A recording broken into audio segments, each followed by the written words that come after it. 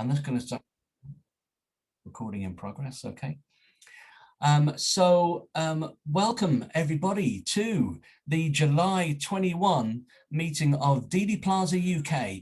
And Bill, I want to welcome you again for joining us. We're delighted to have you here all the way from the West Coast of the United States, where it is around about the 8 o'clock in the morning mark. So I'm glad we could move it for you, so at least it's a little bit later for you. I appreciate it. Yeah, you got me conscious as opposed to semi.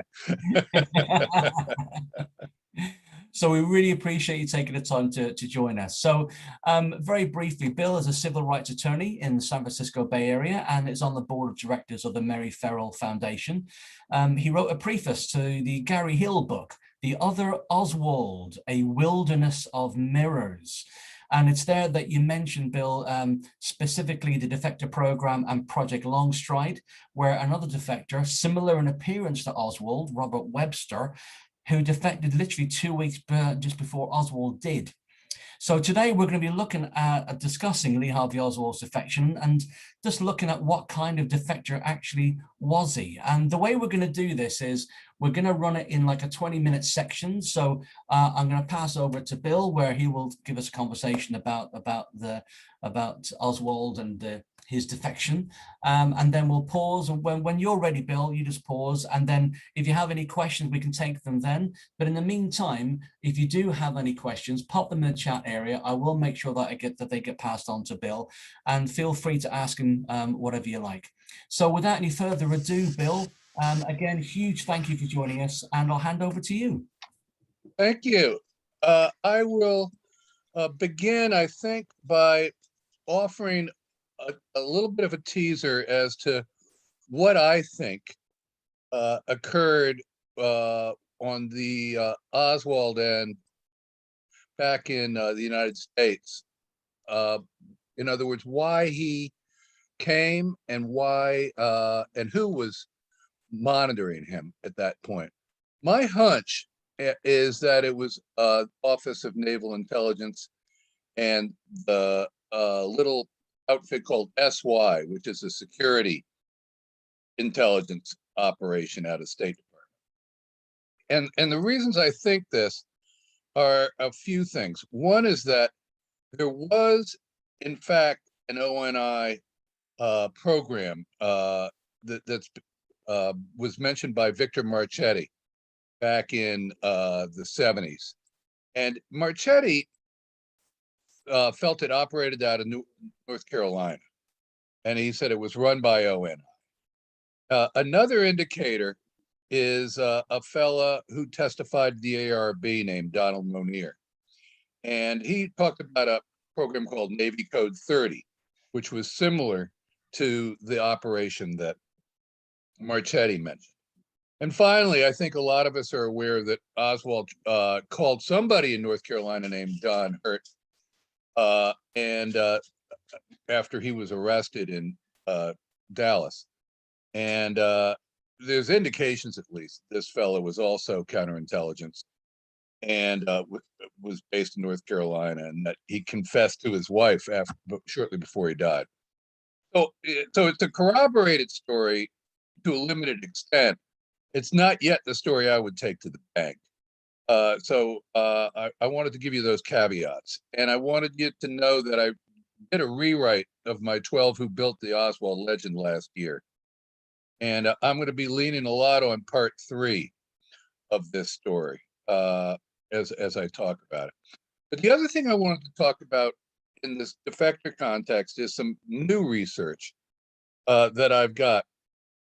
And it's about a fellow named Kent Biffle. And Biffle's important because he was writing for the Fort Worth Papers in 1959. He's out there talking to the family, the Oswald family, in the days after Oswald defects. And then he plays a very important role on the day of the assassination, where he literally fights his way into the motorcade and with several other reporters who are local, and then manages to get himself inside the book depository as the only reporter outside of Tom Allier, who you may remember. He did the filming of the rifle and all inside the book depository. that day. So Biffle plays a very important role in both periods. In fact, he wrote an article in November 1st, 1959, and it's called Fort Worther May Become Russian, so he can write about the experience. And he's got Robert Oswald interviewed there. And then he winds up calling Oswald on the telephone 2 weeks later, on the 16th of November. And there's a Fort Worth story written on that day, and it's called Turncoat Hangs Up on Mother. And the reason it has that title is because Marguerite Oswald was listening on the other line. And when Biffle actually gets through to Oswald, they start talking. Marguerite pipes in, and he immediately hangs up. And what's strange about this Biffle era, if you will, is not only does he continue to get stories from Marguerite and from Robert, which isn't so strange in itself. But what is strange is that Velma Marlin, who was the cashier at the Fort Worth Star-Telegram, is now, by April 6th of 1960, she's fielding Marguerite's phone calls and mail. If you called Marguerite's phone number, it got redirected to Velma Marlin. And she worked with the Dallas deputy superintendent in mails on this. And this is a very critical time. I think a lot of you may remember Marguerite's not getting all of Oswald's mail.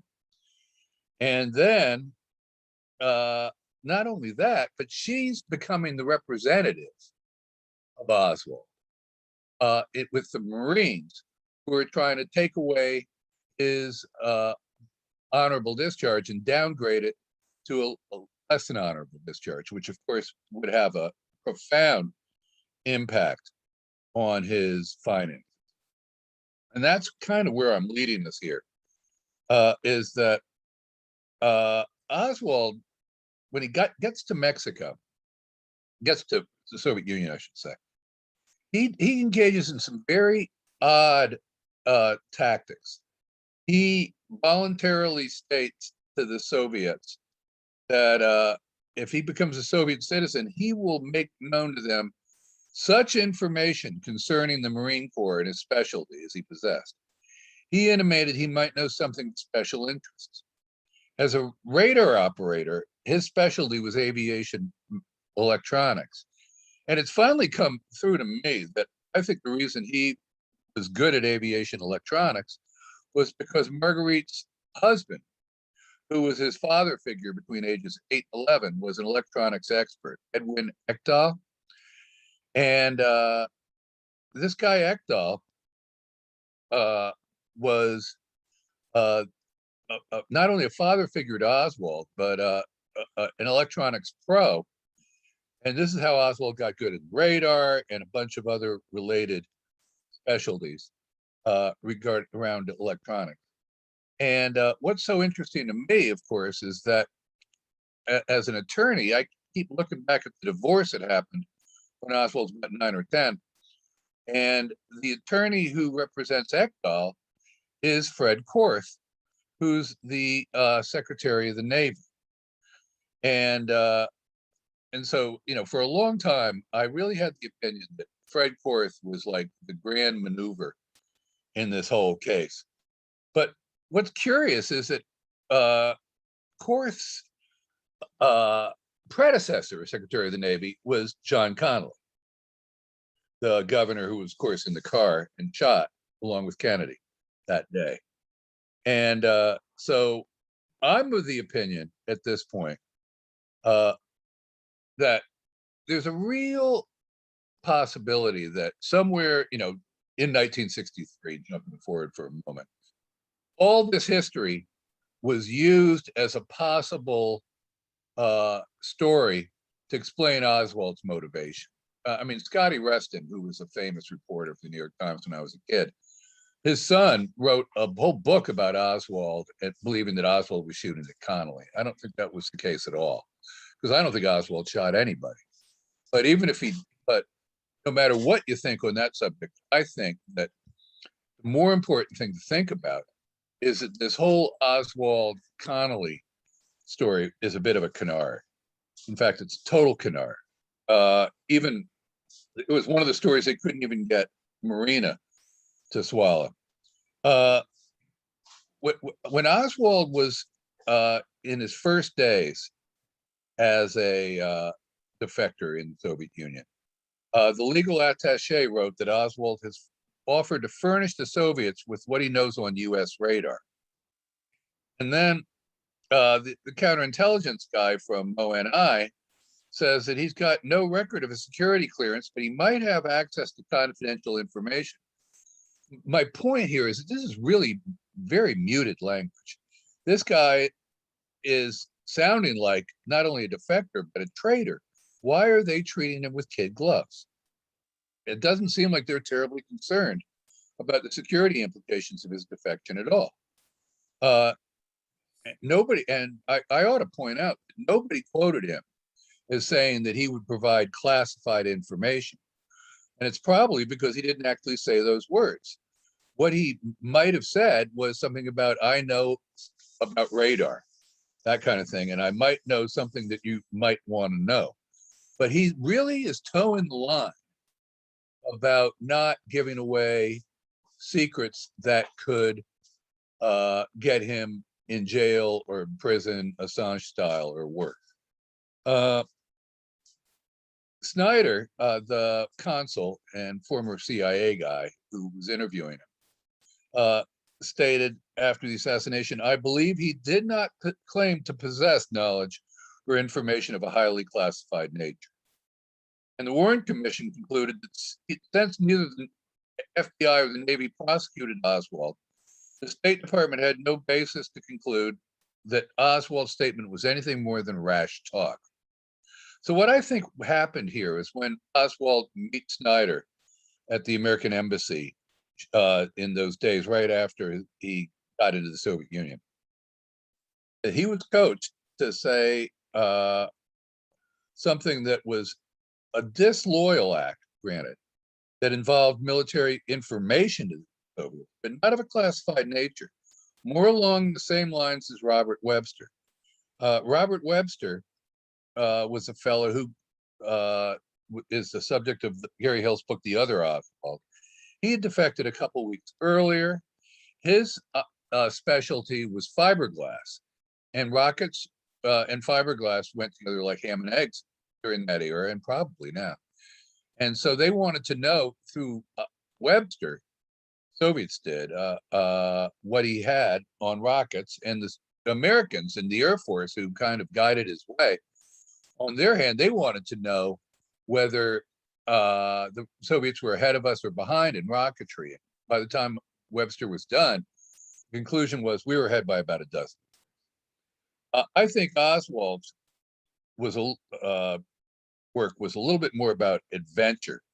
You know, he knew a little bit more about electronics than a lot of people, but he didn't have any big secrets to give up.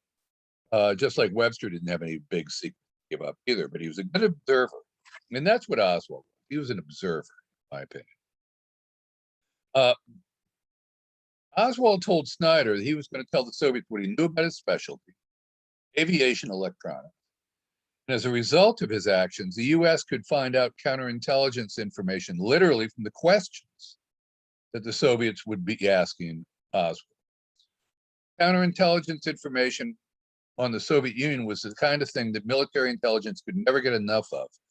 And ONI was the most likely agency, I think, to handle Oswald in this setting. He was a Marine, so Marines were technically under the aegis of the ONI. Webster had been coaxed to defect by means of an attractive woman used by the Soviets as a honey trap. Oswald, I think, you could call Marina a honey trap down the line. I think it was more like, at least those first 18 months, he received a few favors and some coaching, but I think he was largely operating on his own agenda. Larry Hancock put it really well. He believes that Oswald was used as a probe basically a test to see how the Soviets would respond to him. Sort of like a scientific mission in a way, an instrument package, help launch him and see what happens. Oswald had a good IQ and he could speak Russian. So he was an asset. And that's the way I always think about it. But I don't think he's very guided in terms of his ability as a probe. So where I want to take it here is why he got the protection from the American embassy, and then I want to focus on how he got backdoored by the Marines. So let's look at it this way. When Oswald meets Snyder, he's kind of teetering on a tightrope when he threatened to renounce his U.S. citizenship. He went right up to the edge of losing his citizenship, but he didn't lose it like Robert Webster did. When Webster came back, he was admitted back in the country as an alien. He was no longer a U.S. citizen. Although the results were different, I think both men were coached by intelligence operatives prior to their defection. And I think the coaching was relatively subtle, egging them on to do what they already wanted to do. Webster wanted romance, Oswald wanted adventure. Webster got burned by his military handlers, he lost his citizenship, and it took him years to get it back. Oswald got burned too, but in a different way. And it's moving towards this problem with Connolly that I mentioned. Snyder and the State Department went to elaborate lengths not to accept Oswald's attempt to renounce his citizenship. On the other hand, the military went to great lengths to characterize his actions as a renunciation of his citizenship. The ensuing paper war between these two citizens engulfed still more agencies and prodded everyone to throw up their hands in trying to understand this battle. I'm still looking over this landscape because I find it completely fascinating. And here's the reason why. Peter Dale Scott told me that he believes that ultra-right elements of the military were continuing their long battle with what I would describe as the effete liberals of the State Department. This is a fight that had been going on since World War II. We used to fight in America about who lost China, and the right wing really was furious at the left. Truman did not consider trying to hold on to the Chiang Kai-shek government in China as a priority.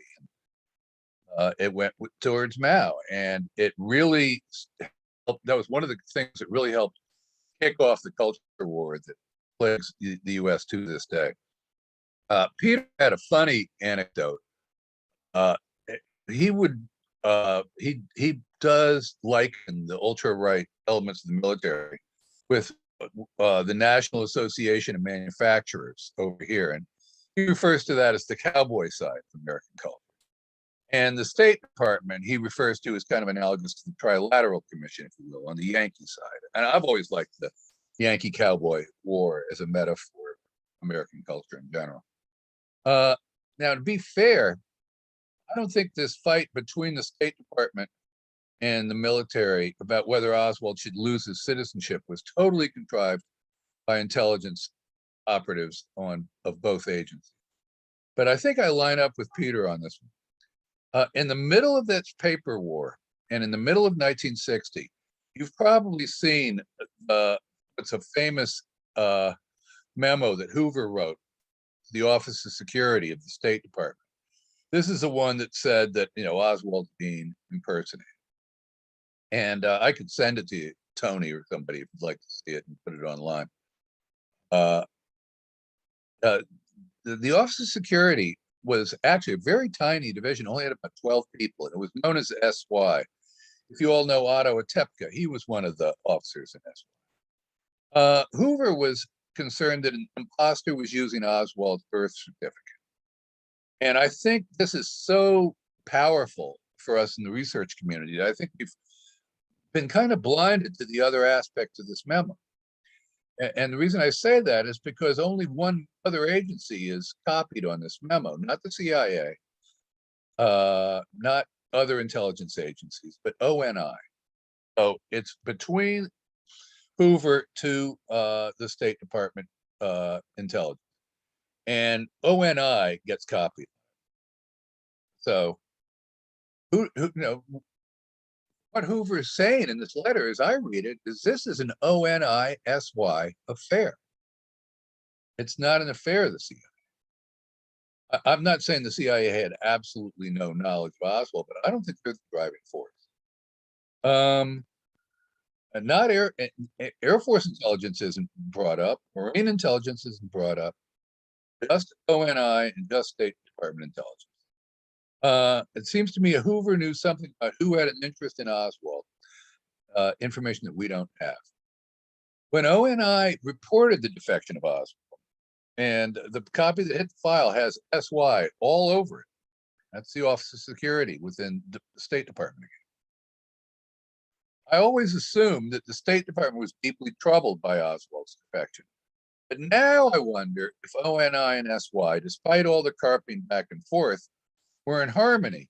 Were they into dangling Oswald together and then creating this paper war about the renunciation of the citizenship that engulfs everybody in this whole drama, which I think, I'm a big mole hunter, like Jim Angleton, because I think for a lot of these agencies, the whole idea was to try to smoke out, was there a Soviet mole in their midst?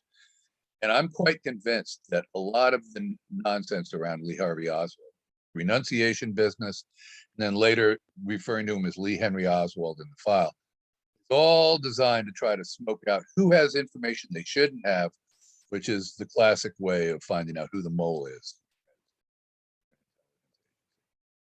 So, in any case, all this goes on right in the middle of Oswald's time in the Soviet Union, the time where he can't really explain his circumstances to U.S. military officers and couldn't really readily receive any mail.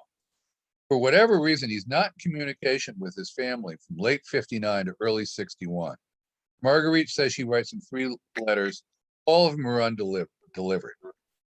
Oswald, let me just wrap this one little piece up and then I'll get breath here. Oswald didn't reappear until Marguerite personally left home to go to the State Department on January 21st, 1961. That's the day after JFK's inauguration. When Marguerite gets to DC in the State Department, she gets the red carpet treatment. Rusk makes a point of sending one of his main people down there to have coffee with her and tell her that, well, we've got, we know where he is and you're going to be hearing from him real soon. And sure enough, she does. And she gets Oswald's address from the State Department. And Oswald, at the same time, says he has now turned to the State Department and says, I want to return to the USA. So I want to wrap up this section, if I can go a few extra minutes. Is that all right, Tony? Absolutely fine, Bill. Keep going. Okay. I wanted to, because this, I think, will kind of tie together the question I have about Biffle and the question I have about the Soviet Union.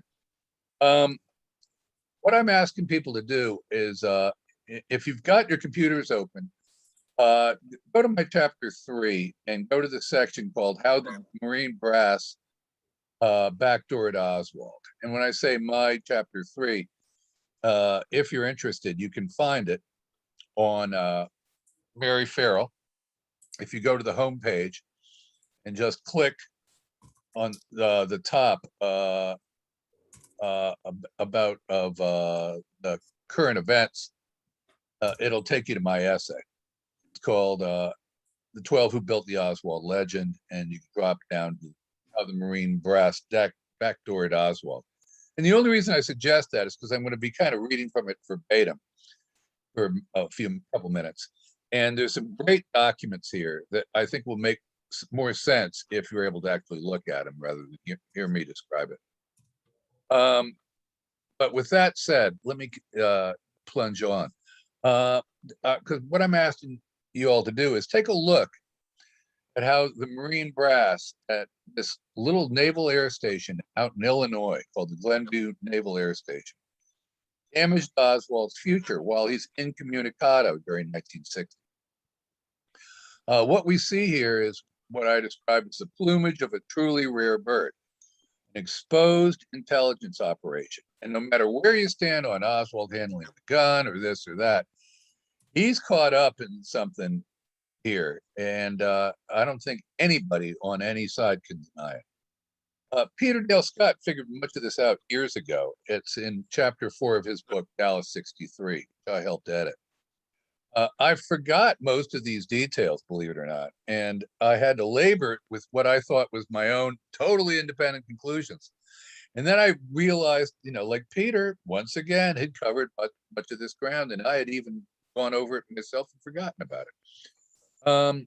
My conclusions are a bit different than his, but all of it's fascinating to me. So you may remember that the Albert Schweitzer College out in Switzerland in March of 1960 was trying to reach Oswald to confirm that he was going to be beginning his classes in Switzerland during the following month. It's addressed to Oswald's address in the Marine Corps out in California. But the problem is he'd been discharged from the service since September 59. And of course, he's in the Soviet Union and has been for the last 5-6 months. So Marguerite received his notice from the college, and she gets it thanks to a string of forwarding addresses that were on file at the Fort Worth post office. So you hear all these different addresses, one on 5th Street, another one on 5th Street, another one on Harley, and another one on 8th Avenue. And she'd been moving continuously during this period since Oswald moved out of her, left her place after staying for the weekend in September 59 and getting on that freighter to Europe. So my point here is that one of the addresses is Harley. And we're going to see this Harley address in a predominant fashion in the next few weeks. Because now I'm moving up to April of 1960. And the commander at the Naval Air Station sends to Oswald a notice that they're going to have a board of officers convening to determine his fitness for retention in the reserve because of his recent activities. He's not doing his reserve duties, and they're justified in not being happy with this man. I mean, it's one thing to be a defector to the Soviet Union, but the other piece that people actually forget is that he was supposed to be in Illinois. He was supposed to show up and, do his due diligence, and he hadn't done it. So he's looking at a undesirable discharge. So the notice said he had the right to present evidence and to appear by person or be represented by counsel. And he was given a deadline, in June, and it's mailed to him at the Harley address. It's mailed by certified mail. It's the form for him to fill out and return is enclosed. It portrays his address as 3613 Harley, and this is a real former address for Marguerite.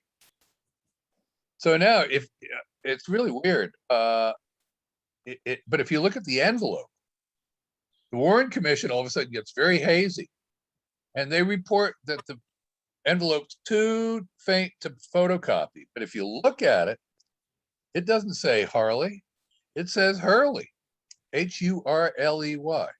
That's a non-existent address. If you try to type 3613 Hurley, Fort Worth, Texas, into your browser on your phone, you're going to come up with Harley Street, not Hurley. So it seems that you could chalk this off as an innocent mistake or a typo or this or that. But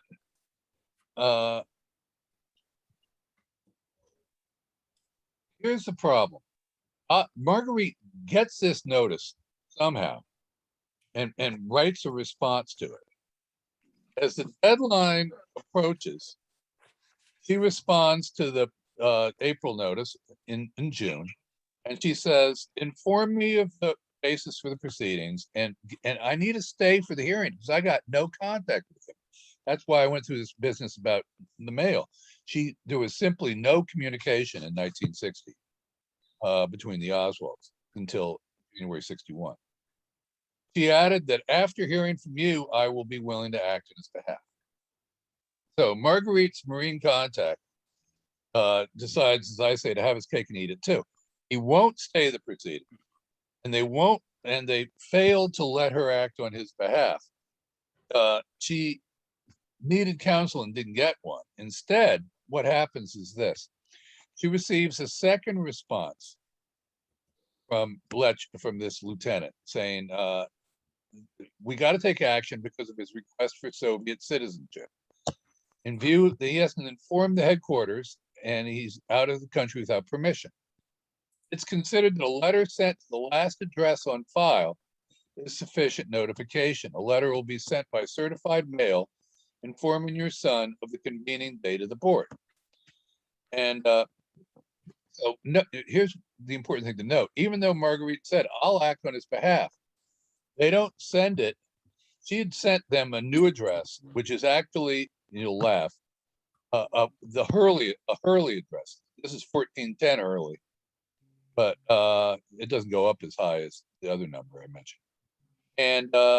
And even though she tells them about the Hurley address, they don't send the notice there. They send it to the last address on file, 3613 Hurley, a place where the board should have known at this point that no one lived. The certified mail envelope is addressed to Lee H. Oswald, 3613 Hurley, Fort Worth, and it's marked certified. And then what's weird is I've got it in the document if you get a chance to look at it. The envelope that that is sent with the arrival notice is actually addressed to 1410 Hurley. So what we have here is a mail arrival address that's typically provided by the sender. The sender can write any address desired and simply stick the arrival notice in the mail. So you look at the envelope, and the envelope is addressed to the non-existent 3613 Hurley address, but the certified mail slip states the current 1410 Hurley address. So they tried to pretend that it was sent to 1410 Hurley when it was actually sent to 3613 Hurley, which again doesn't exist. So as a result, Marguerite didn't get the notice for the hearing. I've seen this kind of stunt before. I'm an attorney. I do rent control hearings, and landlords who are trying to undercut their tenants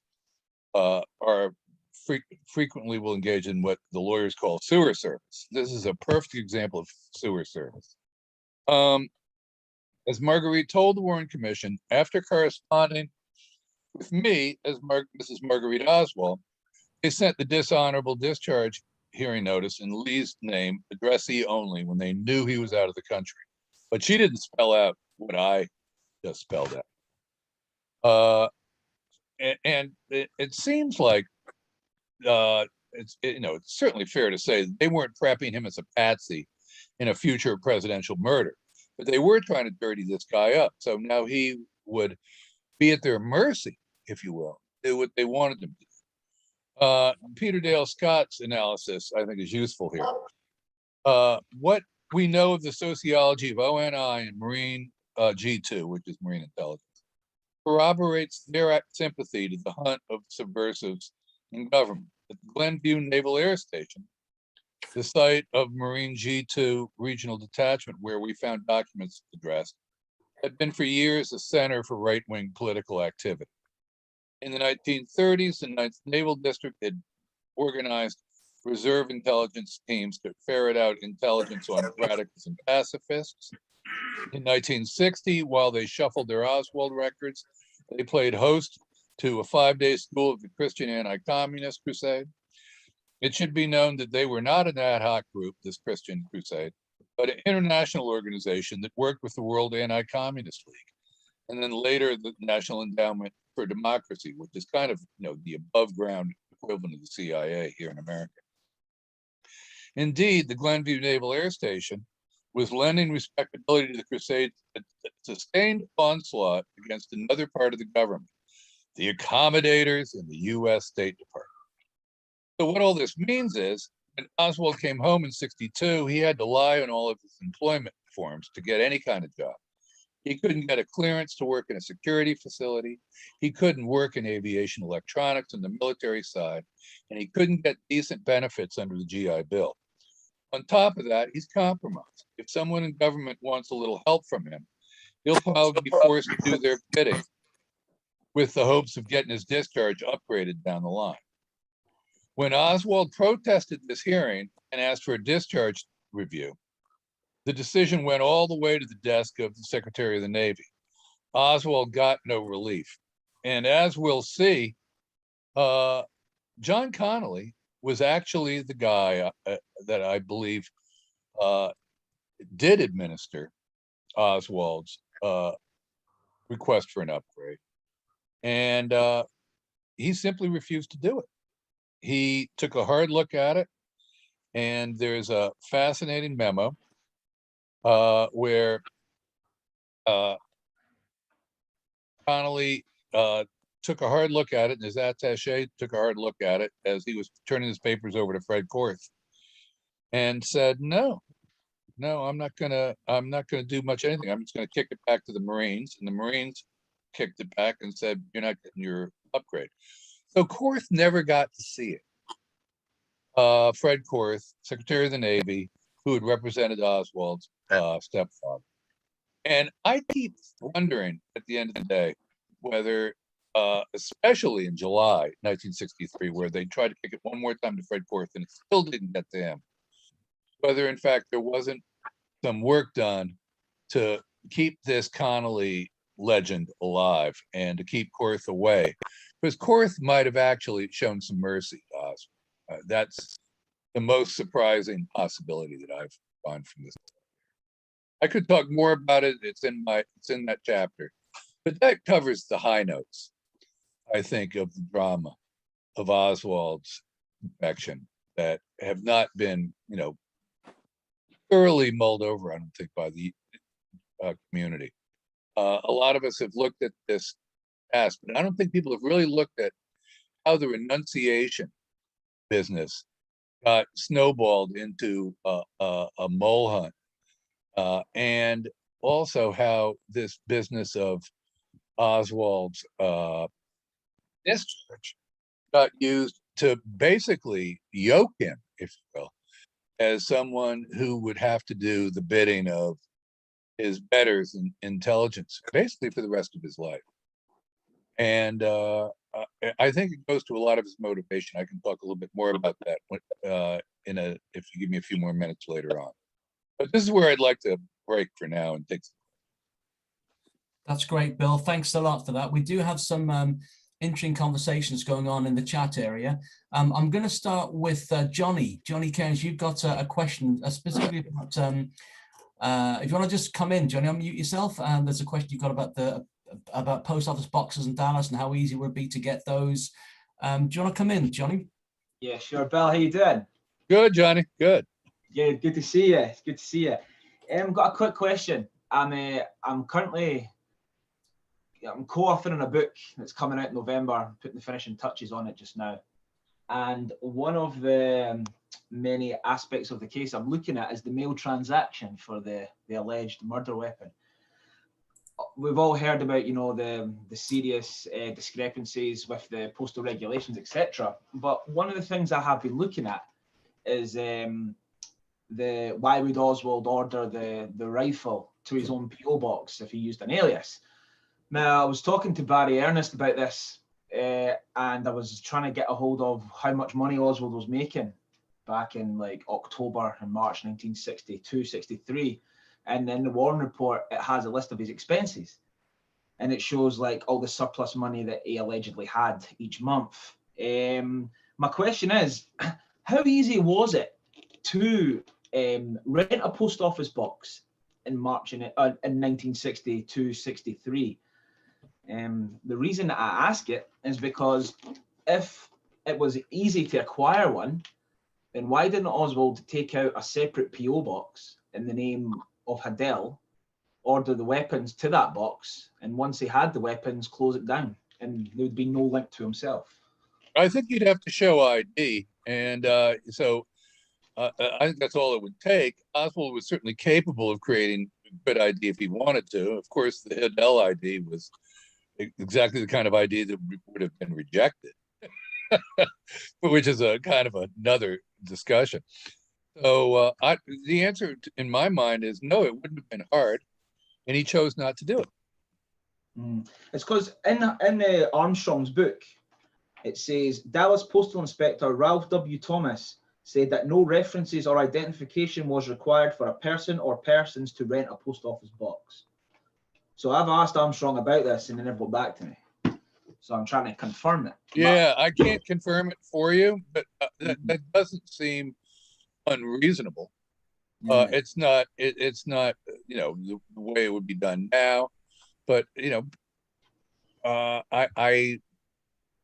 doesn't seem unreasonable. That's about as much I can put on. I'm not an authority on regulations as well as how they chose to or not chose to enforce them. What I can say, Johnny, is as you know, I've researched this in depth as well. That's how I got involved in the case, was researching the postal. I hope you get a chance to come to America at some point and look at the postal stuff at the archives, because frankly, I don't think there's any other way to understand it as well as you might, because you can't get access to enough documents via the mail to really do you much good. Yeah. It's very frustrating. But the bottom line is, I think you're on the right track in focusing on that point. It's one of the weakest parts of the case. Because surely, I mean, let's just say for argument's sake, the Warren Report's correct, okay? Oswald is an assassin. He must know that when he leaves that rifle behind on the 6th floor, that it's going to be traced to him anyway. Well, just like James Earl Ray leaving his rifle at the scene of the crime, Yeah. Wrapped up in a blanket after the death of Martin Luther King. The rifle business is the biggest nonsense, in my opinion, in this case, and that's why when I got involved in this case, that was the first place I went. Yeah, I agree. I think it's nonsense as well. Plus, I was going to say if he wants to remain anonymous, or why order anything through the mail when he can just walk into any gun shop, pay cash, and yeah, that's always been the problem, right? I mean, it's kind of like a calling card for an assassin. Stick a massive sign on your head saying, "Yeah, I know what I bought." Yeah, I mean, this is the most well-documented rifle in Dallas, and it's left on the 6th floor. Stuart, I know you've got a question. Do you want to come in here? Yeah, just a quick one, Bill. Thank you very much for your talk so far. Do you believe that any information that might have been provided by Oswald to the Russians led to the downing of Gary Powers' U-2? No, I don't believe that. I've agonized over that for years. And I think that was the import, was to make it look like he might have been involved in that. And, he never said the word U2. He went right up to the line. He had worked on the U2, as most of you probably know. But I don't think that frankly, that he had enough information to give anybody about anything. He sat in the radar bubble, so he knew a little something. That was about it. But I think the notion was to make it look like he had something to offer. I'm suspicious enough in my old age to think that Alan Dulles set up that whole U2 downing in May of 1960. And what always killed me was Oswald got serious with the State Department in January 61, as I mentioned, but it was the days after the U2 where he first turned to his colleague, Alexander Zeiger, who was his boss at his job, and said, I want to go home. And I think it was because the U2 meant that, in a sense, his job was done. At least he knew that he was not going to be a major player of any kind anymore. Things had moved out of into a larger realm. And he was always a small fish. Yeah. Okay, Bill, thanks for that. Yeah. Thanks, Bill. Do you want to continue? I haven't got any other questions that I can see, unless anybody wants to jump in. All right. Let me turn then to this business about Biffle, because I think that this is, frankly, my current area, one of my current areas of exploration. And so I wanted you to know that I not only do I think this is an exciting story, but I think this is the kind of story that makes the work that all of us are doing so relevant even today in 2021. There's big pieces of the story that I think we can still put together. And the Biffle story is one of them. And let me explain why. Biffle was writing stories about Oswald in 1960 during this very period I was mentioning. And it's not surprising when you think about it that the mail people and the phone people were willing to work with Biffle and willing to work on Oswald, because after all, Oswald's a defector. A defector is a big deal. There's no two ways about it in intelligence service. And the only thing that's a bigger deal is when the defector comes home, because now you've got access to all of the defector's information. So Biffle is a character. He was originally working with this smaller paper called the Fort Worth Press, and then he gradually started working with the Fort Worth Star Telegram.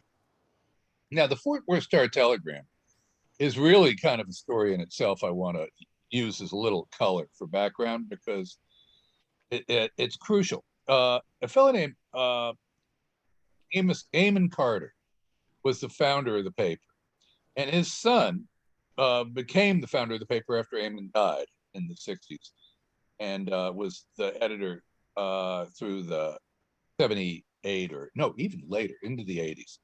So Amon Carter, father and son, are characterized by Peter Dale Scott in Dallas 63 as pillars of the Air Force industrial complex. Amon Carter became publisher of the Star Telegram in 1923. And it's been said that no other individuals in no other city in the United States are so entwined with each other as Amon Carter and Fort Worth. People have described Fort Worth as practically a one-man city. Fort Worth is the area that's always forgotten in this case, and I don't think it should be, because it is twin city to Dallas.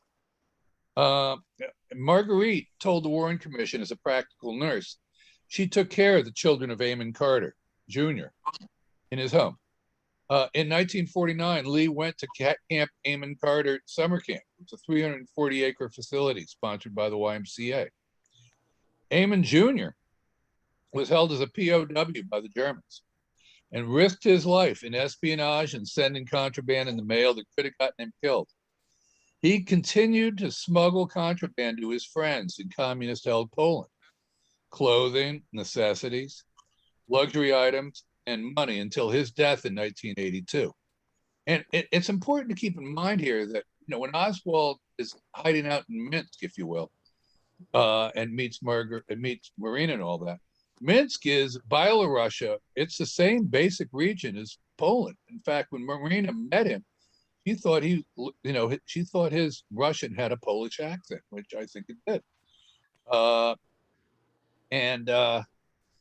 What's interesting to me is that, Amon Carter Jr. is running the paper in 79 when the HSCA comes out with its findings. And the HSCA, as you probably recall, came out with a conspiracy fund. And after they did this, the Star Telegram, which is, a rah-rah, red, white, and blue kind of outfit, it went all out pushing the conspiracy angle. It was like the paper had finally figured out it had been used all these years. Now, besides Amon Carter Jr., Marguerite, took care of his kids, I think, until literally days before the assassination, like early November 1960. Marguerite knew other people with influence, and one of them was the reporter Kent Biffle. Now, I mentioned all the articles that Biffle had written in 59. Now I want to take it a little bit closer. Biffle, in 1961, after Oswald comes home, before Oswald comes home, he's listed as an FBI informant He was reporting on a long-time criminal outfit that was trying to start a lottery in Fort Worth. So Biffle is now, we can see that he's also a friend to the intelligence forces within the Dallas-Fort Worth area. He's not listed just as a source. He's specifically listed as an informant. Now, I mentioned to you in passing that he was with part of a Dallas Morning News automobile that crashed the motorcade before Kennedy's shot. Now, the limo is car number 4 in the motorcade. Biffle's in what became car number 18, if you will. When the shooting occurs, by Biffle's account, he jumps out of the car at the grassy knoll. He looks around there, and then he enters the book depository and gets by the police guard in the first minutes. And he gets in at the same moment, curiously, as Tom Allier, completely by accident. That's what he tells us. TV reporter for WFAA who brought in his camera. Biffle claimed he gained entry by hiding his press badge and getting inside with the first wave of cops. Now, Biffle hears Oswald's name mentioned as a suspect while in the building. He hears that whole conversation you may be familiar with between Truly and Lumpkin and Fritz. And but he doesn't connect Oswald's name with the Oswald he knew until he got home. I don't believe that for 10 seconds. He'd written several stories about Oswald. In fact, he wrote a story about Oswald. It's dated November 2nd, 1963, 20 days before the assassination. And the story has a very interesting title. It says that Turncoat's mother has never met his wife. One, that wasn't true, because by all accounts, everyone's account, Oswald and Marina moved in with Marguerite for about a month right after he got back from the Soviet Union. But more to the point, where's this article? The article is listed in an FBI memo as being written on the 2nd of November, 1963. And it's disappeared. I think the reason it disappeared is either because it's just a total mistake and somebody made it up and or got it really, really wrong. But we've gone through all the newspapers with the archivist. The archivist simply can't find the November 2nd, 1963 copy at all. We're still looking for a copy. But I don't know that we ever will. The whole issue of that Fort Worth Press just seems to be gone. So that's very strange. But now, what else is strange is that he didn't write about his entry into the building. The cops knew that Allier was filming. They didn't kick him out. And he films the actual finding of the rifle, and yet he is allowed to stay in there, and Biffle is apparently allowed to stay too, and they're in there for more than an hour. But he doesn't write about it. Why doesn't he write about it? There's something really wrong with not telling your story about the exclusive. This is an incredible exclusive. He doesn't write about it for many years after. But he does talk to the cops. And he supposedly claimed, he claimed later on, that he supposedly saw 2 roll calls. And he says that at the second roll call, everyone was there but Oswald. The second call supposedly happened at 2:30 p.m. when Oswald was already in custody. If you want to see his story, it's reporter recalls the day Camelot died in Dallas. And that's like April 5th, 1981, Dallas Morning News. You could find that if you go through the Dallas Morning News. And Mark Bridger, who I know is a friend of Dealey Plaza, UK. My dog is barking. I got to get it to stop. Stop it, you! He does listen to me. Stop it! So anyway, Mark has written about the myth of the depository roll call. And it's very strange. He wrote on November 28th a very detailed memo about this case. I should call it an article, but it reads like a memo. And it's kind of like the prototype of the Warren Commission report. And 6 days after this whole thing was done. So the role of Biffle is very strange. Biffle's also one of the few people who claims he saw the paper bag, which I find incredible. Almost none of the cops backed up their own officers saying we saw the paper bag that supposedly held the rifle. So it's a very strange series of events with Kent Biffle. And I've done a lot of research on it, and there's more to be done. But the bottom line with Biffle is he simply doesn't report on the things that any reporter would be reporting. And he has complete memory loss as to his earlier work with Oswald. He doesn't report on that for years after all the.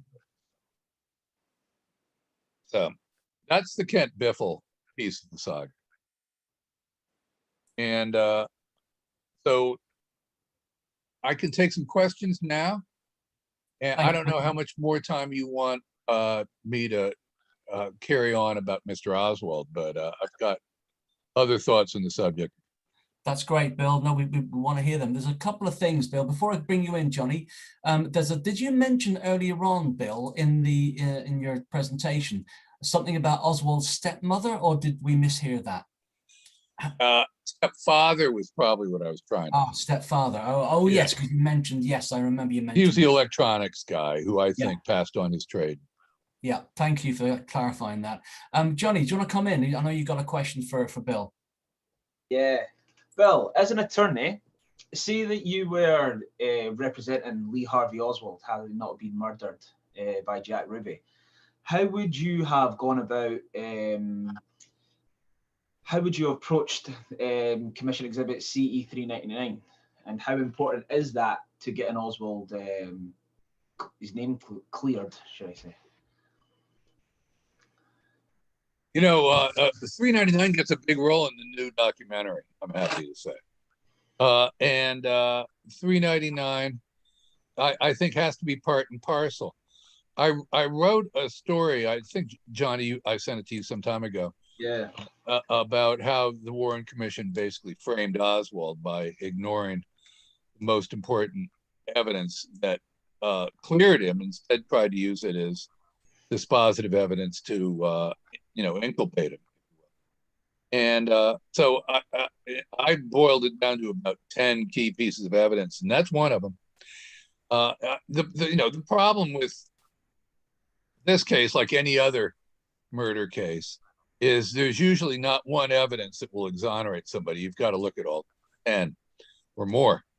And it's a lengthy process, and it's exhausting. And because of that, it's really easy to they asked an attorney recently, what do you think evidence is?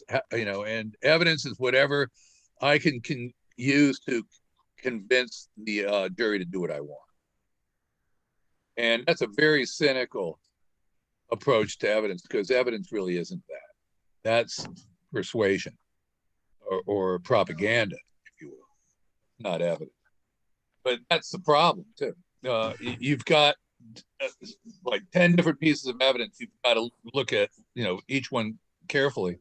And then you've got to persuade people as to the power of your point of view.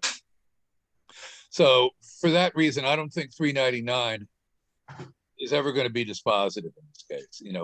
People, even describe seeing the new film, and this one guy goes, I got this incredible thrill. I got the frisson, when I saw the evidence, and he goes, but at the end, I still believe that, Oliver Stone's just trying to pull the wool over my eyes. And because it's a bigger question than just evidence. It's a question of belief systems. Do you think, so how damaging then, for example, would it be if O.P. Wright took the stand and publicly rejected Commission Exhibit 399? If which individual took the stand? Right, O.P. Wright, the man who rejected it. O.P. Wright is a great witness, as Johnny knows, because he was a former police officer with the Dallas police. He knew weapons, and he knew that it looked like a 30-30 and not a Mannlicher type bullet. So I think O.P. Wright would have been a great witness. Yeah. Thanks, Bill. All right. Yeah. Go ahead, so- Bill. Well, we've talked about the defector subject at some length. And, you know, I've got several other bits of Oswald research that you might be interested in. But I was thinking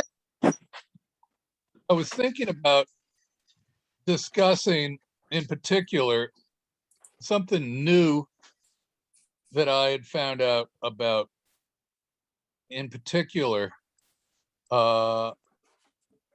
woman who was Alan Dulles' mistress, Mary Bancroft.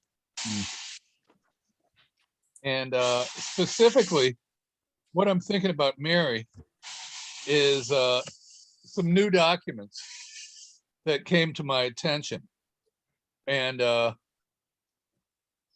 what it is this.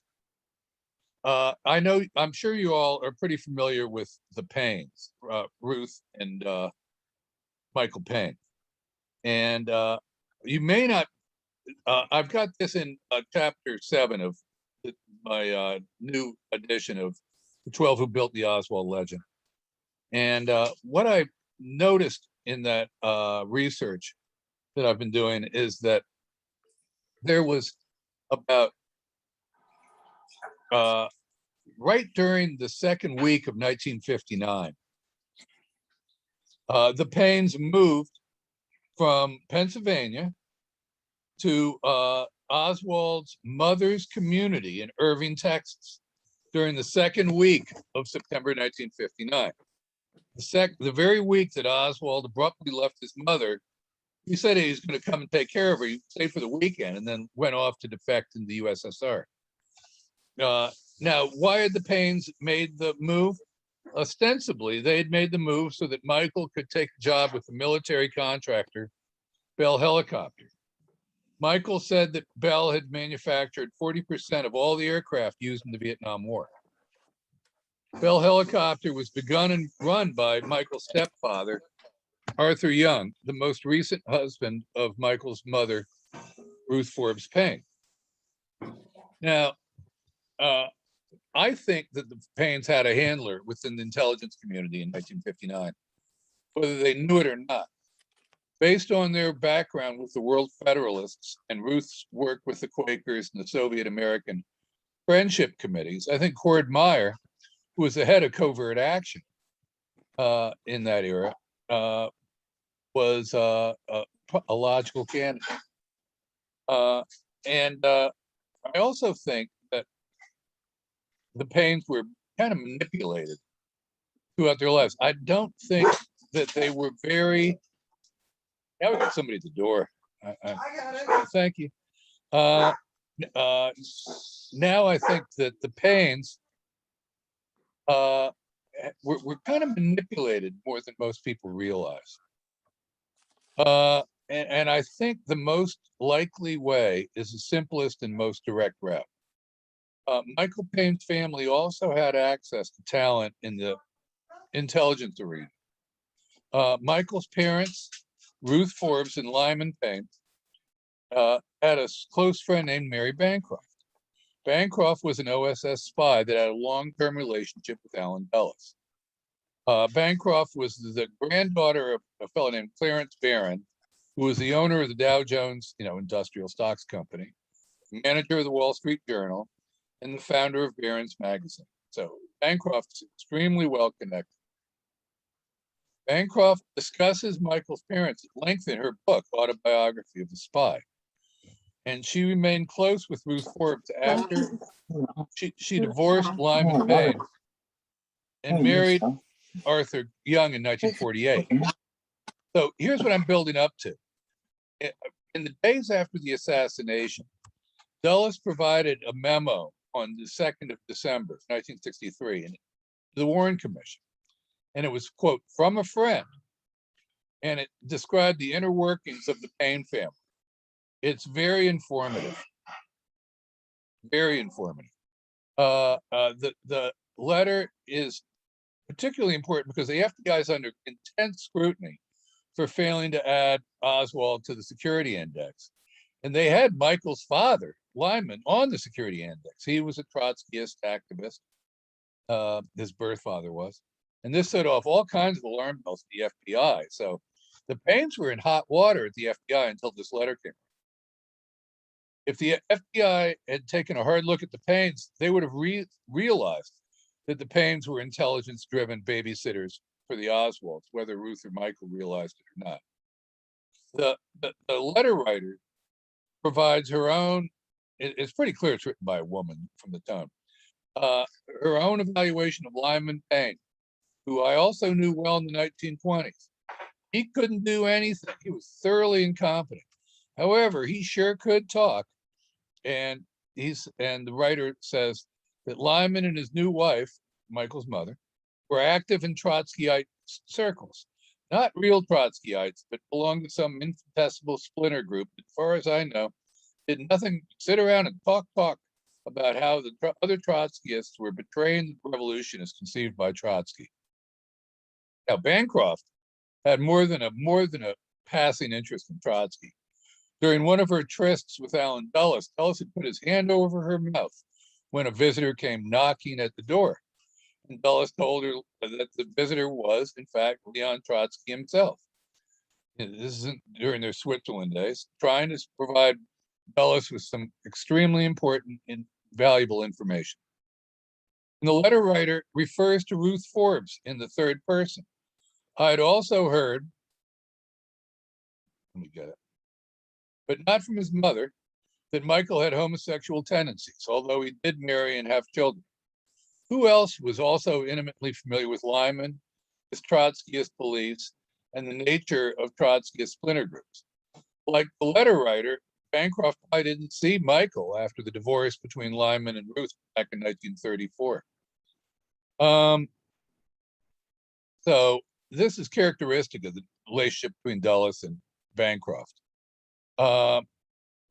Bancroft was in an unhappy marriage, and she was very attracted to Dulles in the culture of espionage.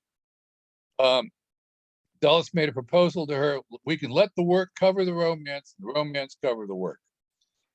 Later on, the writer made a point of providing a clipped resume of Ruth Forbes's third husband, Arthur Young, the inventor of the Bell helicopter. She knew about his work. She knew it was extremely complicated and esoteric, and that he had worked at the Institute for Advanced Studies at Princeton and also with Bell Laboratories. Bancroft, a veteran spy and Ruth Forbes' close friend, was probably the mysterious author of this memo. He gave it to Dulles, who gave it to Jim Angleton, who gave it to FBI liaison Sam Papich. None of them ever disclosed the letter writer's name. You can now see the letter.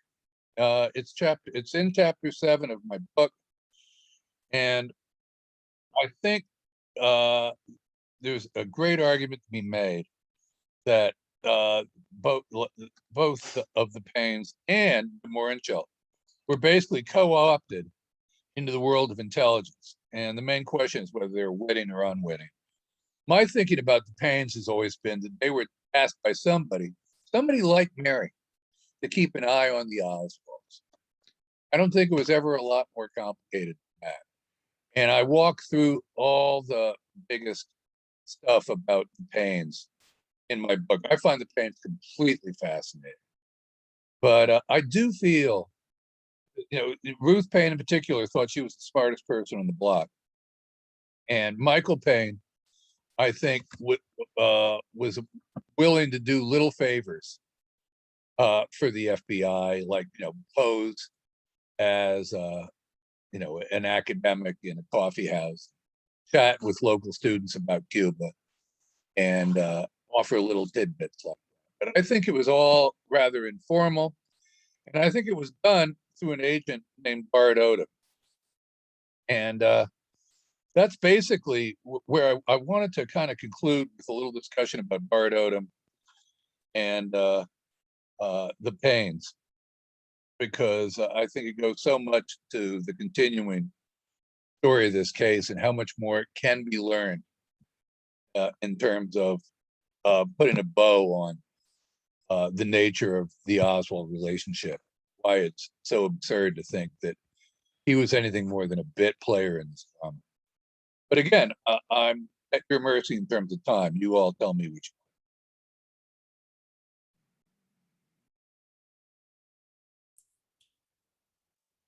Well, I mean, what do people think? I'm happy for you to continue. Another 15 minutes, I think I can wrap it up if there's no question. How's that? That's absolutely perfect. Great. I hate to go on for too long because I don't think anybody could listen to anybody talk for more than 20 minutes. No, it's been great. It's been great. I mean, usually we go for around about an hour, and you've gone on a little bit longer than that, which is terrific. So no, it's fine, Bill. All righty. So I'm going to turn now to the epilogue of my book. I could be talking about State Secret, which is my favorite, but this is kind of the backstory to State Secret. It kind of explains why I think Oswald was impersonated in Mexico City. And I couldn't come to that conclusion until I had an idea who Oswald was. So let me kind of put a bow on it.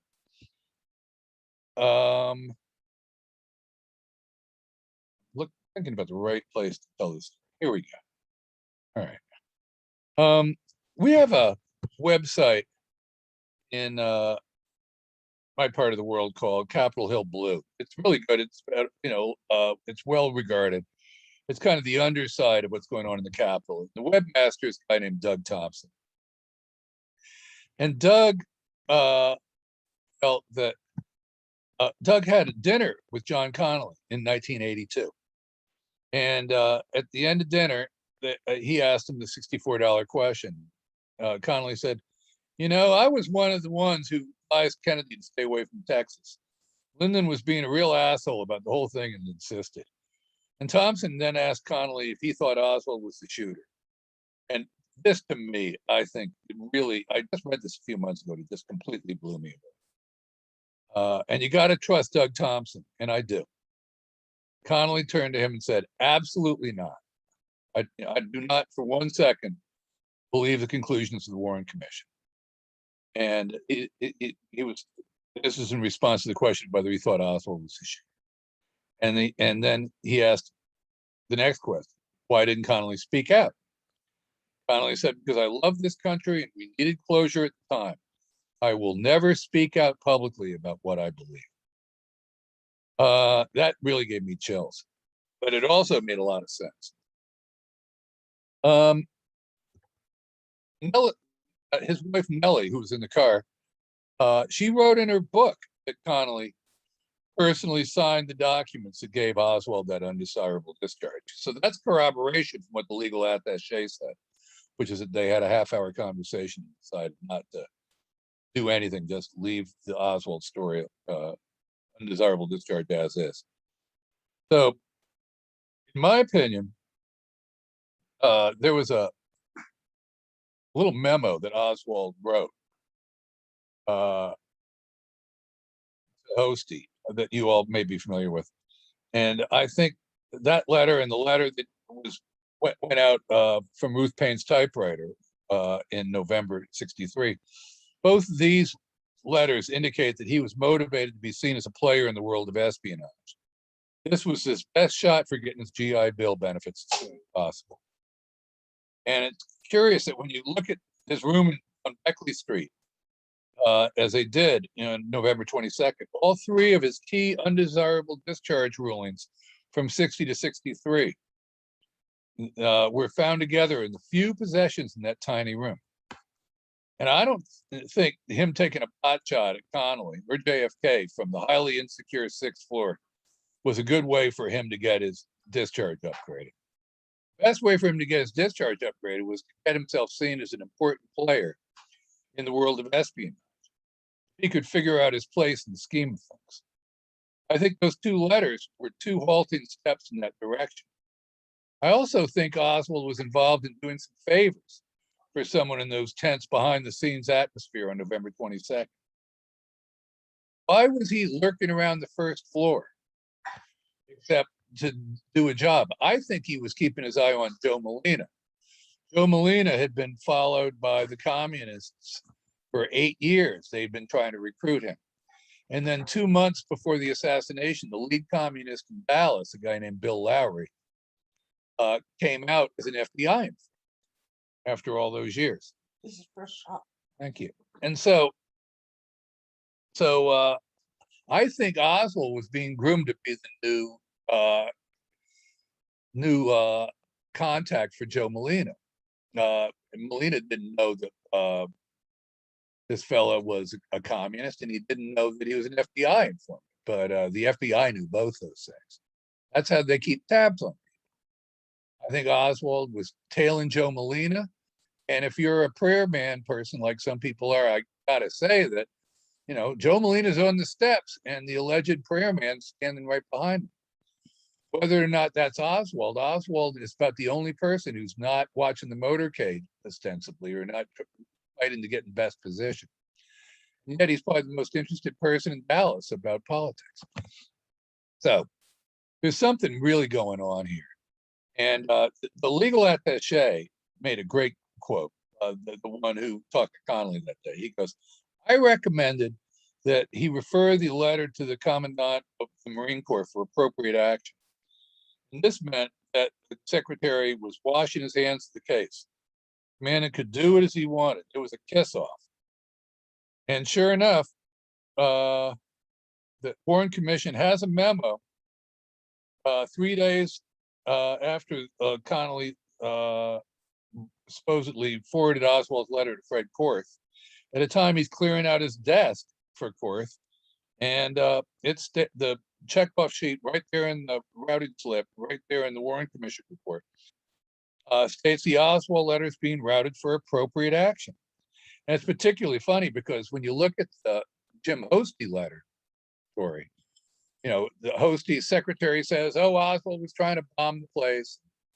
Hosty goes, well, actually, I just was told by Oswald that he was going to take appropriate action if I didn't stop tailing his wife. I'm actually kind of inclined to believe Hosty on that piece of it. It might have been a little bit flashier, but this whole appropriate action business tails the whole Connolly Oswald story.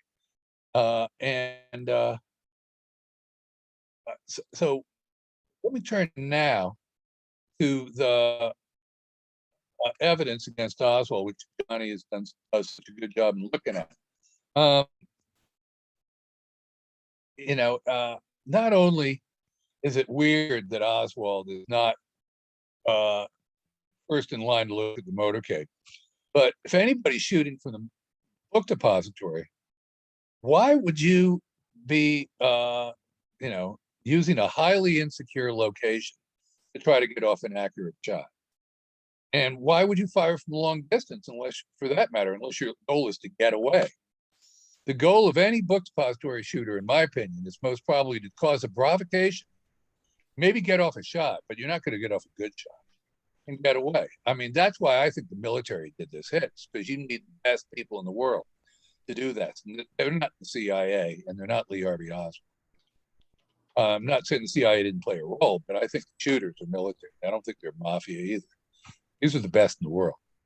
Best in the world. If there was a plan, Oswald could have been positioning himself in a number of ways, with or without his witty knowledge that there was going to be a shot at the president, but he was being positioned to take the fall. I think the relationships between the Paynes, De Mohrenschildt, the Paynes and Oswald, and De Mohrenschildt and Oswald are all tied down with Dulles. That party in Texas where the Paynes and De Mohrenschildt and Oswald all met surrounded by oil-affiliated people with ties to Radio Free Europe and the Dulles wing of the CIA, February 63. That's what's telling in terms of the handoff. Not necessarily that he's going to be shooting anybody, but that he's a vulnerable to be used. Dulles liked working with Unitarians and Quakers. These groups are filled with people interested in left-wing movements, as well as people who wanted to bring the communists down. I also believe the Paynes were being closely observed by the White Russians in the Dallas-Fort Worth area, who knew that anti-Soviet NTS intelligence operatives and similar forces were all around. As Ruth Payne had a tutor named Dorothy Gravitas. She was active with these kind of. He told the Warren Commission, I said to Mrs. Payne to be more careful. And then I've got a whole flow chart in my book that shows the relationship between the CIA and the anti-Soviet, what I would even call it the fascist NTS, that was trying to overthrow the Soviet Union. In fact, by 91, the Soviet Union was overthrown, and it was because of groups like them and others inside the Soviet Union, as well as the CIA. The Paynes were very much at home with Dorothy Gravitas. Her son-in-law, Ilya Mamonov, and her son-in-law was recruited by the Army intelligence to assist the FBI in interrogating Marina on November 22nd and getting her to give, and misquoting her about the rifle and all that, and other displaced persons in the White Russian community. Because of Ruth's attraction to the Russian language and because of their shared anti-communist values. The CIA had an office in Dallas run by Jim Moore, who was the college roommate of FBI agent Wallace Heitman. Heitman spoke Spanish. His partner, Anatol Bogoslov, were the FBI's top Russian translators. So Heitman was Spanish, Bogoslov was Russian. They were great assets in working with the White Russians in Dallas who harbored this powerful NTS network. Heitman interviewed Marina Oswald literally dozens of times in the weeks after November 22nd, kept at it till late 64. Can you imagine how exhausted Marina must have been, willing to say anything to avoid getting deported or worse? And when they pulled Bill Lowry, the guy who was following Joe Molina all those years, and they wanted to question him about that, Heitman steps in as his lawyer. This is 15 years after the assassination, and told Lowry to shut up. And we got very little of the story, thanks to Heitman. And Heitman had a close colleague who's even more interesting if possible, Bardwell Odom. Odom was a native Texan. His brother Arthur was vice consul to the Venezuelan consulate during 1963. Heitman specialized in working with the Russians and the Cubans as a valued CIA liaison in the Dallas office. But Odom was a senior criminal specialist, and he was a favorite of the Dallas FBI chief, Gordon Shanklin. Heitman was the guy who met Eldon Rudd. Well, I'm going to skip the Eldon Rudd story for a moment. That's more about Heitman. It's very interesting. You all can read it if you like. I want to focus on Odom. Odom was a veteran in the world of intelligence. As discussed in the book, Michael Payne said he knew him as Bob Odom before the assassination. The Irving barber, Cliff Chastain, who became mayor of Irving after the assassination, he regularly gave haircuts to both Oswald and Odom before the assassination. Odom spent many years as contact to Ruth Payne after the assassination. I believe that Odom was the FBI man who handled the Paynes both before and after the assassination, whether they knew it or not. Odom told Ruth he'd left a note for the agents in the FBI office. Ruth told the Warren Commission she believed it until after she learned after the assassination it was another lie by Oswald. But then in 75, the Oswald note to Hosty was finally revealed to be true. Most of the agents admitted they knew the story, but not Odom. Odom claimed to Ruth he had never known about the Oswald visit to the Dallas FBI office, just even though everybody else did.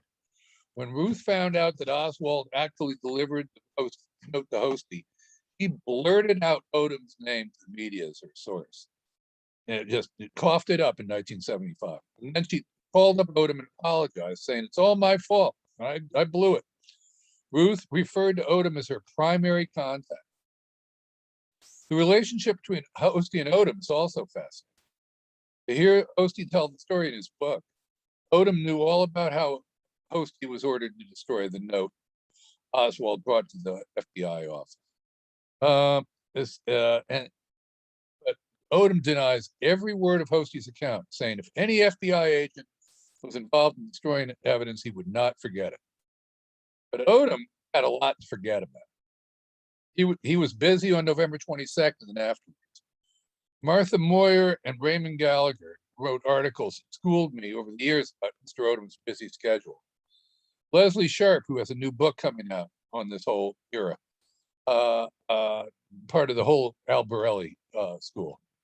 But Leslie knew I was hot on Odom's trail, and she reminded me just how busy he was from the first moments after JFK was shot. We first see Odom driving J.C. Day from the book depository to put the alleged assassination rifle, into a locked evidence box that Day's had it on the 4th floor of the police department. He calls in with the FBI radio channel, and we don't have that info at all. All that radio traffic on the FBI is gone.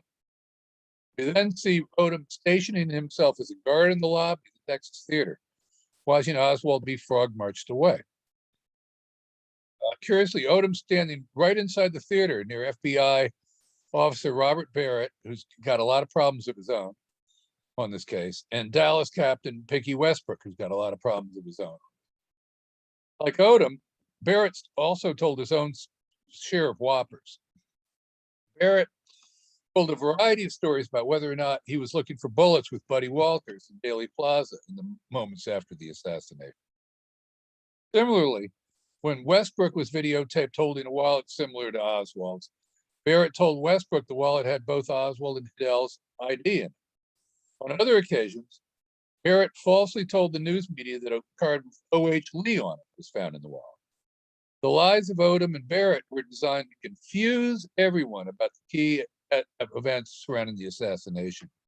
And in fact, that's going to be the next book I write. It's going to be basically about false evidence that's been sewn into this case over the years to keep us confused. By 1:51, the radio transcript shows that Jerry Hill and his colleagues are en route to headquarters with Oswald. Hill was with Luke Mooney on the 6th floor when they claimed to find the Mannlicher hulls that matched the rifle that Odom escorted to the evidence room. Odom is busy. Those hulls, I think, were not necessarily planted there at all. I mean, were probably planted there. And that's another discussion, which you can read in another article. Then Odom shows up, searches of Ruth Payne's home and helps find all the great evidence, like the ring story. I get into that. I'm going to skip all that now. But what I want to focus on is just how much Ruth and Michael regularly spoke with Odom. They spoke with her over and over again, him over and over again. But Marina did not. Marina told Odom she would not talk to the FBI right away. That got her nothing but relentless scrutiny. And I've got a photo of Marina talking to Odom while holding the baby, saying, I just can't really carry on here.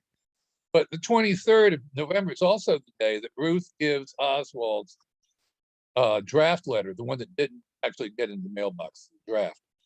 He gave it to Jim Hosty after holding it back from the Dallas police on the day of the assassination. To me, this is the clearest example that the Paynes knew they were enmeshed with a relationship with the federal government due to the nature of their relationship with the Oswald family. Any other person other than Ruth Payne would have provided the Oswald draft letter to the Dallas police right on the spot. On the 24th, Odom interviewed Ruth and obtained her copy of the Oswald draft letter. Hosty said Odom was sent by their boss to verify Hosty's story and to make sure Hosty hadn't mistreated Ruth or Marina in his interviews before the assassination. Odom, on his part, went on to sign an affidavit saying, I don't recall the story. And then Odom got caught up in a number of other controversies, like the Minox camera. Wally Heitman got a hold of the chain of custody list and changed the police listing of the Minox camera to a Minox light meter. And so then it became a major issue. And so then Michael Payne comes forward to Odom and says, oh, the Minox found in Ruth's home was my camera. And so that's how they tried to cover up the Minox story. And there's more about it you can read, but he's caught up in the Minox yarn, and he's also caught up in the 399 story. There's a 1964 memo that summarizes a series of interviews with witnesses. And it says that O.P. Wright, who we've talked about, he was security at Parkland, he was a former police officer, and Daniel Tomlinson. This memo says that 399 appeared to be the same bullet they'd seen on November 22nd. Of course, that's not what Tomlinson said. It's not what Wright said. This memo tells a lie.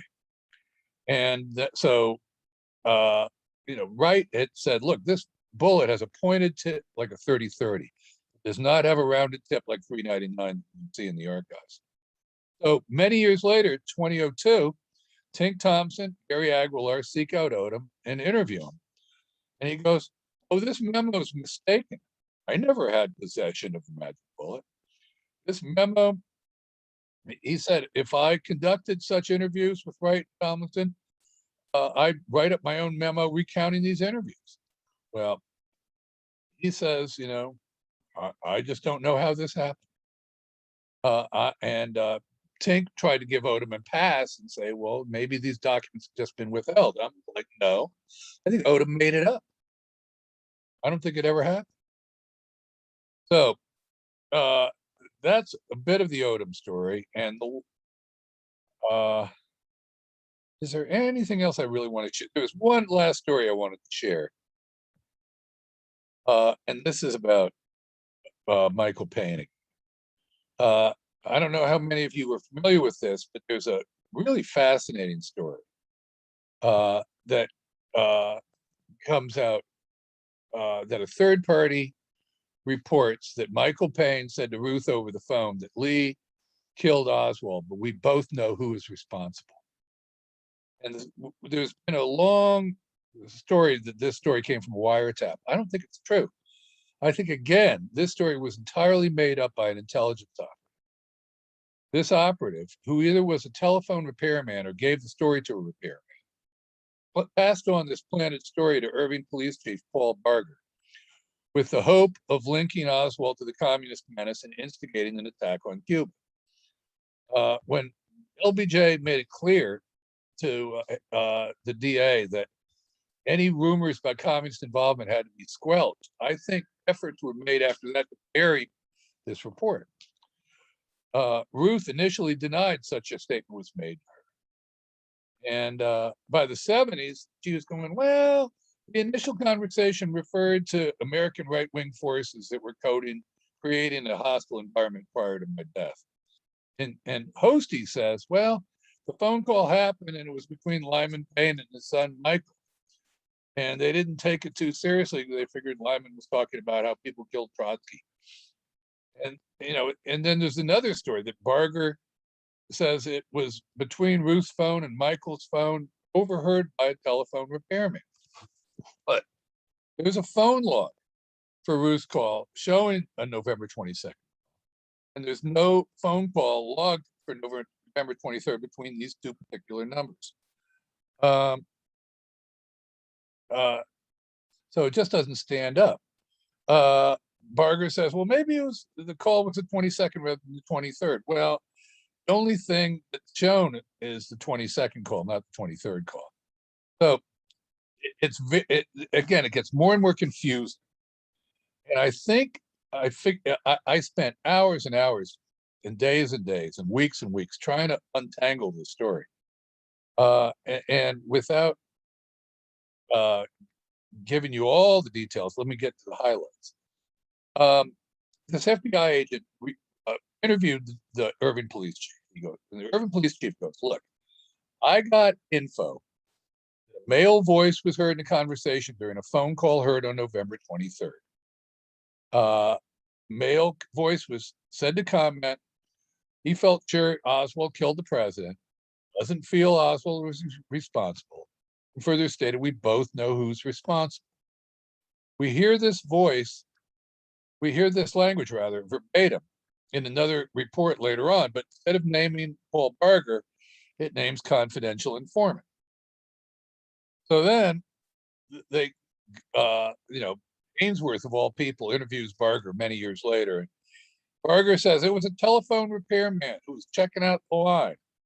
Barger's still alive. I'd still like to get a statement from him. I'm working on it.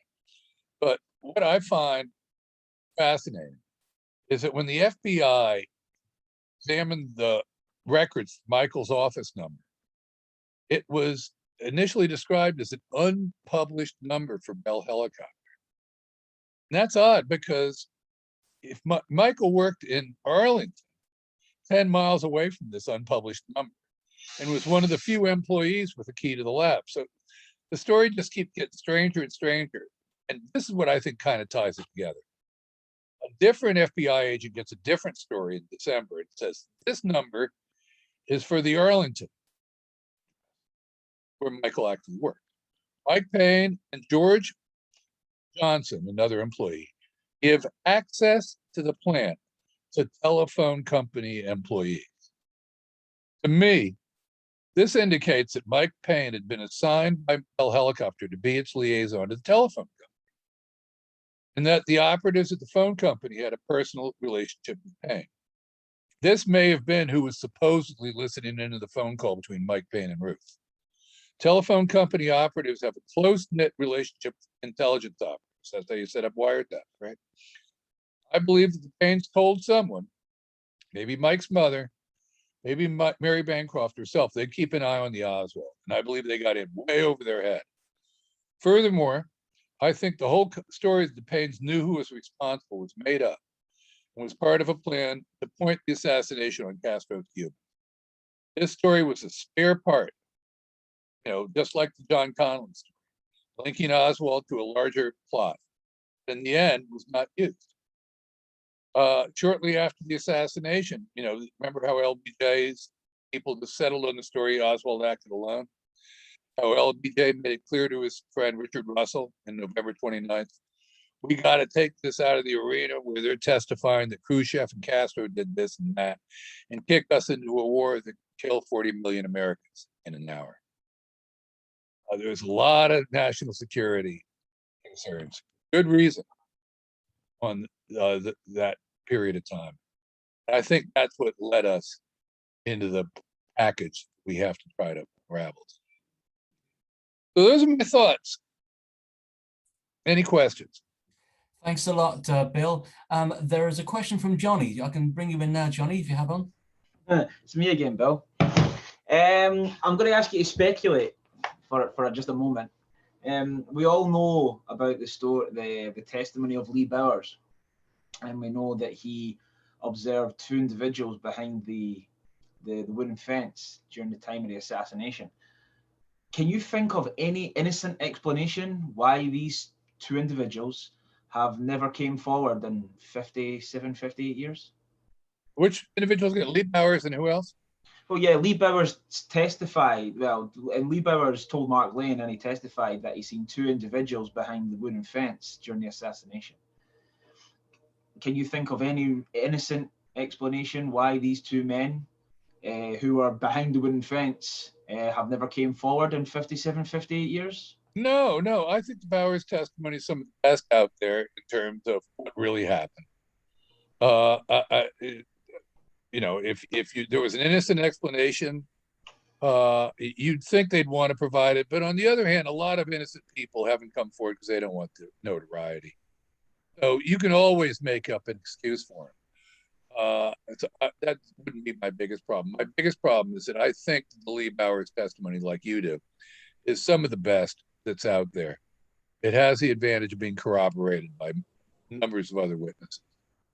Many, the accounts, if you look at the Stuart Gallinor database, Mary Farrell, you'll see the consensus was just about split between the grassy knoll and the book deposit.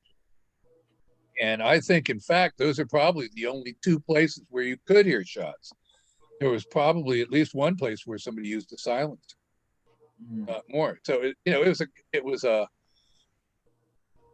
long range assassination, the only one we've really had in American history. And to me, it's a perfect, if you're trying to get away, don't leave a rifle that's the best documented rifle in Dallas.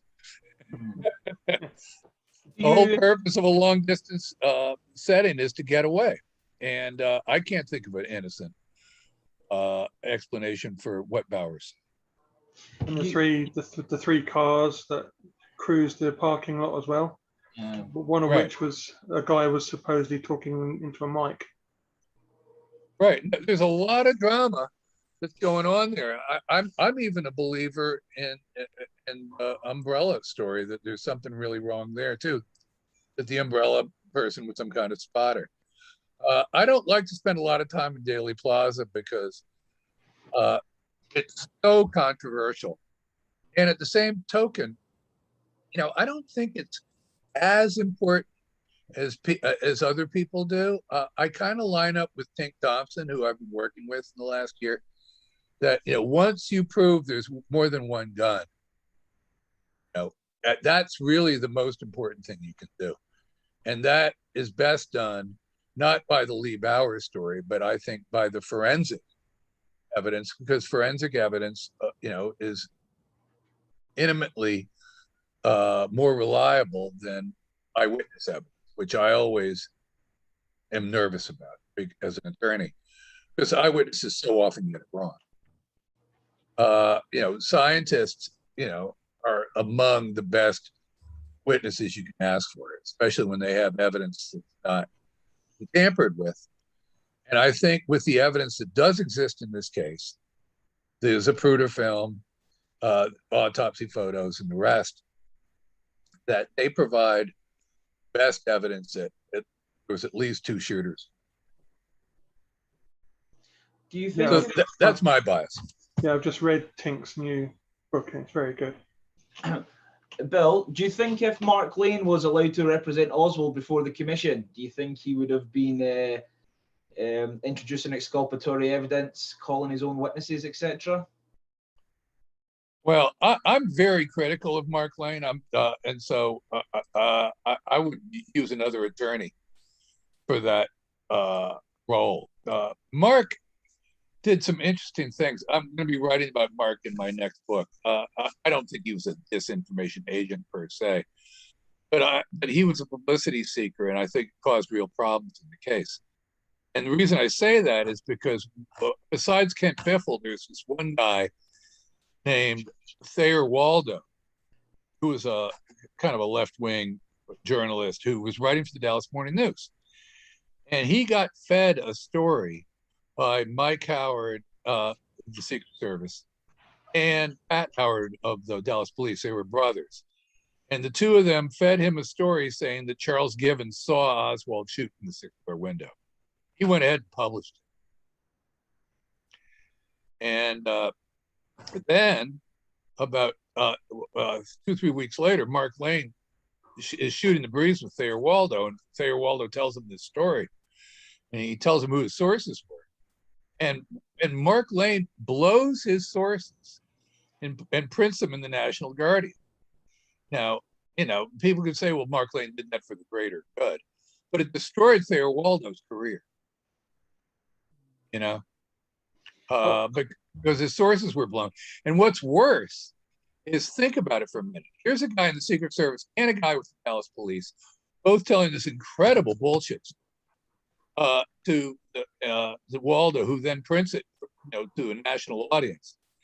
And and Charles Givens can speak for himself, right? And Charles Givens is scared to death as a result of what happens. And as a result, he's the witness who puts Oswald in the sixth floor at 12:20, where nobody else does that. He doesn't say, I saw him shooting, but Givens is highly intimidated at this point. Highly intimidated. So what Mark Lane did, I think, was terrible. But what I think Waldo did was admirable, even though he got the story wrong. And what I think is horrifying is what the Howard brothers did. And what I'm really struck by in conclusion is Mike Howard's going around to this day, and has been for the last 4 years, saying that there was a missing page ripped out of Oswald's address book. And it said, I'm going to kill John Connolly. I'm going to kill Jim Hosty. I'm going to kill LBJ.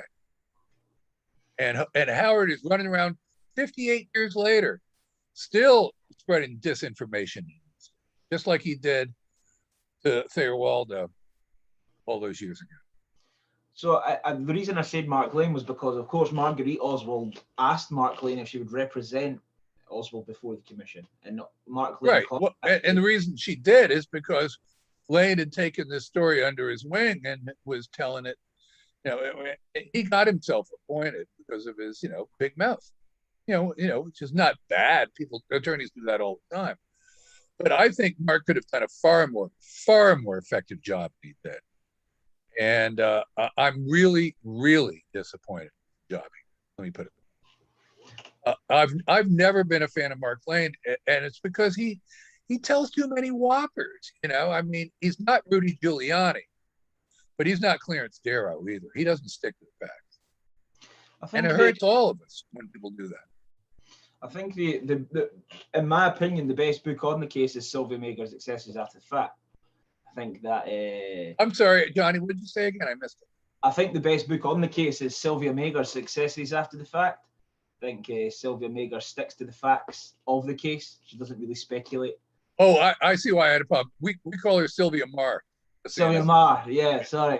Yeah, I think she's probably got the best book on the case, just because it was such an in-depth analysis of the evidence and the problems with it.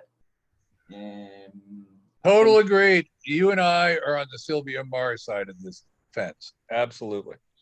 Yeah. She's the best. Yeah. Bill, can I just? Oh, sorry. Go ahead, Johnny. No, I was just all I was going to say was it was about the paper bag. You were touching upon it earlier. What kind of problems would that present? The paper bag wasn't in the official crime scene photographs. Wouldn't a defense attorney be questioning that? Why it was removed, if it was removed, etc.? I've said for many years, I think Johnny knows this, I don't think a judge would have let a jury take this case. I think a judge would have thrown it out before it got that far. The evidence is so outrageous about the paper bag for no other reason than it's not photographed on the scene. How could you not do that? There's also testimony as well. Who was it again? I can't remember which FBI. Was it Carrigan who testified that there is no evidence that the paper bag held the rifle? There's no oil. There's no nothing to indicate that the bag held it. And then there's those two FBI memos. One says the bag held the rifle. The other one says the bag did not hold the rifle. How could you create two FBI records unless you were trying to decide which one to use? Yeah. I think it's very interesting. I think it's the paper bag that never was. That's an article by Ian. Yep. Yeah. No, he's the man on it. He's the one who really educated this one. That's how important that evidence is. I think in that article it states if there is no gun sack, there is no gun, and I think that's how simple it gets. It's a crucial piece of the case, and when you put those 10 and more pieces of evidence together, you wind up with the opposite of what David Bellin said. David Bellin took 10 items of evidence and said, this is the proof that Oswald's a guilty party. And my article, which is, basically called How the Warren Commission Framed Oswald, says you look at those 10 pieces of evidence closely, and all 10 of those evidentiary items point more towards exoneration than anything else. Have you seen what Joe Tonahill said about, he was asked the question, Joe Tonahill was commission counsel for Ruby, I think? Yes. He was asked in an interview, what's his opinion as to how a trial for Oswald what would been the outcome? And Tonahill says that he thinks that it was a weak circumstantial evidence case, and he thinks the judge would have been forced to instruct the jury to come back with a verdict of not guilty based on insufficient evidence.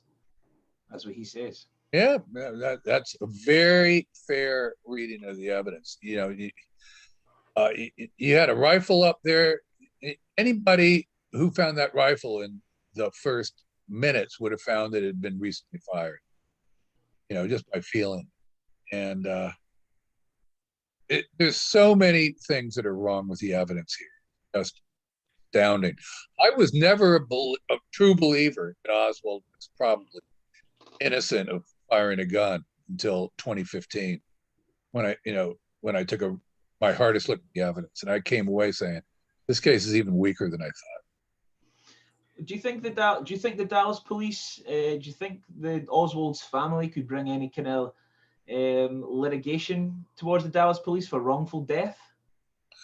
No, I honestly, I don't think wrongful death would fly at this late date. You know, I think back then she could have done it, and she didn't. She did. Oh, she didn't. Right, okay. No, she didn't. She never brought a wrongful death case against the Dallas police. She should have. Yeah. We'd know a lot more about the death of Oswald if we did. And you know, my next book is also going to talk about George Butler and my analysis about why I think Butler was probably one of the main movers of the Oswald hit. And it's not original to me. Jan Stevens and other researchers did this research long. Bill, I've just got a couple of quick questions before we wrap up. Thanks for that, Johnny. Just a quick one. There's a question from Joseph just about Mike Howard's brother who worked at the Dallas Morning News. What was his first name? Oh, we're talking about Howard? Howard, yeah, Mike Howard's brother. Mike Howard's brother. He worked for the Dallas police. His name was Patrick. Patrick. Thanks a lot, Bill. Yep. Is that okay, Joseph? Cool. Tim, you got your hand up. If I'll take this question and then we can think about wrapping up. Go ahead, Tim. This is a question. In part 5, I think it is, of your 12 Who Built the Oswald Legend, you talk about the various discrepancies between weight and height that regarding Oswald, and you suggest, I think, that the idea was to confuse or conflate Webster with Oswald. So first question is my understanding of what you're saying correct? And secondly, why would they want to do that? All right, well, let's look at it this way. I always go back to the minutes after the assassination, where a description got called in from Sawyer, who was holding the fort in front of the depository, saying, I just interviewed somebody who said he saw the shooter and he was 5'10", 165. White guy.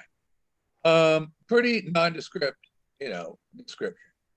He asks, he was asked later, who was the guy? He goes, well, he's a white guy and he was not too tall and not too short.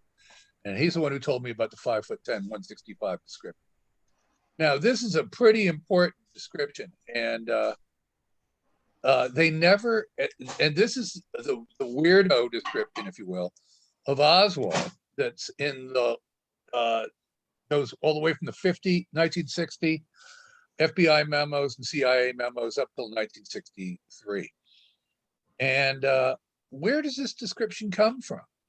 And I spent a lot of time thinking about it, and I found some handwritten notes in Bob Webster's file that point out the fact that he's 5'10", 165 pounds.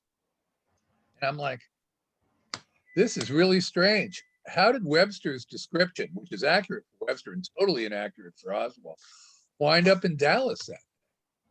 And then I find out that the description, in fact, was used sometimes by the CIA and the FBI, not all the time, but some of the time, and supposedly came from Marguerite Oswald, which I don't believe. So this phony information was introduced at the same time as this Lee Henry Oswald yarn. I think these things are not simple mistakes. If they were for no other reason than that, if the FBI and the CIA were interested in solving this case, they'd be trying to figure out where this 5'10", 165 description came from. Why was it used on November 22nd? Why was it so important? And there's no discussion about it at all in their memo. So something's really wrong. And I think it came from the fact that they decided the Oswald Webster physical description is hardly this one and the same, but it's close enough, kind of like Lee Oswald and Mike Payne, to make people wonder, to make people think, get tongues wagging. And I think that was the whole purpose, in many ways, of having Oswald come in right behind Webster, was that it got the Soviets to talk, and they could learn counterintelligence information from getting them. That's a bit of a long-winded explanation, but the whole congruence between Webster and Oswald is really shocking. You know, they tailed each other coming in, they tailed each other going out, shared the same description. They even had both of them had relationships of some sort with Marina. Marina admitted having talked with Webster while he was in. So it all looks like spy games to me. Okay. Thanks so much for that, Bill. Bill, can I ask you one more thing, just very, very quickly? The shells that were found on the 6th floor, C543, 544, and 545. When the police made searches, and I think the police and the FBI actually made a canvass to find out where Oswald allegedly procured the ammunition, and both of the stores said they never sold any ammunition to Oswald. When you couple that up with the fact that when there were searches carried out at Beckley and in Irvine, and they found not any evidence at all that Oswald owned any ammunition, no ammunition boxes, etc., in his possession. How can the prosecution, or how could the state say that Oswald was on it, left them shells on that on the 6th floor, when they can't even prove that he actually owned any ammunition? It makes her task a lot tougher, because you've got to train with a rifle in order to be good at the rifle. This rifle was out of sync. It needed shims. It didn't shoot correctly. And most importantly, like you say, because there's no ammo or signs of ammo, we have no proof that he was training at all with this rifle. We don't even have proof that it was in his possession in the days prior to November 22nd. All we do know is there's a paper trail that ties him very securely to the rifle. But it doesn't show that he picked it up. It just shows that somebody using his pseudonym ordered it, and there's ordering. We also have exculpatory evidence that Oswald was present at his work when the rifle was ordered on March 12, 1963. We have that. I wouldn't take that to the bank as tightly as you might, Johnny, only because, you know, there's just so many ways. There's no, what do you call it? He didn't have a punch card at work. He could have gone out for an hour, and we just don't know. Yeah, but back in the day, it went by jobs he was working on. So it was like 8 o'clock till 8:25, he was on a certain job, and then it was like 8:25 till 9:30, etc., etc. So if he was missing from work, then the jobs that were shown to be completed during the various times, someone would have to have completed them if he went missing. And it's documented that he was at work completing these various jobs while the rifle was ordered. Well, is there positive proof that the order was placed with the post office before noontime? Yeah, that's correct. So on the envelope, it says Dallas, Texas, March 12, 1963. It's 63, 10:30 a.m. Yeah. Well, the fact that it offers a time is, and like you say, if the times are verified, then it does raise yet another question. But that's not the kind of stuff I've never treated that quite as strongly as you have. I mean, you know, if he got to eat lunch at noontime and the thing said 10:30, you know, that doesn't necessarily spell end of the game for me. But it's one more, I like to call evidence like that one more marble in the jar. When you've got 10 marbles rattling around, all of which support each other, which I think they do in the Oswald rifle. think then you've got something. But then, you know, and this is the horror, Johnny, about all these murder type cases. You've got all this good evidence, but how do you shake the belief systems of people in the face of the evidence? We can't, in the United States, as you know, our former president has convinced most of the members of his own party that he actually won the election. You know, and I've worked on election fraud cases before, and I think there are cases of election fraud. And this Mr. Trump case is simply not one of them. But you can't convince members of his own party of the contrary. So, I mean, this is the horror of where we find ourselves. It's not enough to have the superior evidence. You've got to have the better story. That's why I love people like Oliver Stone. It's because they're good storytellers, and they're not propagandists. And there's a real difference. Yeah, I always find that no matter how much evidence you tell people or show people, they'll always just believe that he was guilty, Oswald. Oh yeah, right. Right. You know, happily, you know, I think we still have the edge in many ways in terms of the public. The large numbers of members of the public want to believe our side of the story. They don't have access to the evidence we do. We do want to get the evidence to them. And we do want to be able to tell better stories, which is why I prefer talking 20 minutes at a time. I don't want to bore the audience. And at the end, I think the most important thing all of us can do is think of video ways of telling this story, because most people don't read books. Mm-hmm. Yeah, true. Well, it was good speaking to you. Likewise, this is great. Absolutely. It's been terrific, Bill. And you've gone above and beyond. At least it's a decent time of day for you now. And you can enjoy the rest of your day. But on behalf of all of us, thank you so much for your time today. It's been terrific. Thank you. And loop me in. I'd love to join you on future webinars as a listener. That would be great. Absolutely. Thanks a lot, Bill. I really appreciate it. I'm just going to stop the recording. We can still talk, but I'm going to stop. No, we're good. Thanks, guys. I'll take off. Thank you, Bill.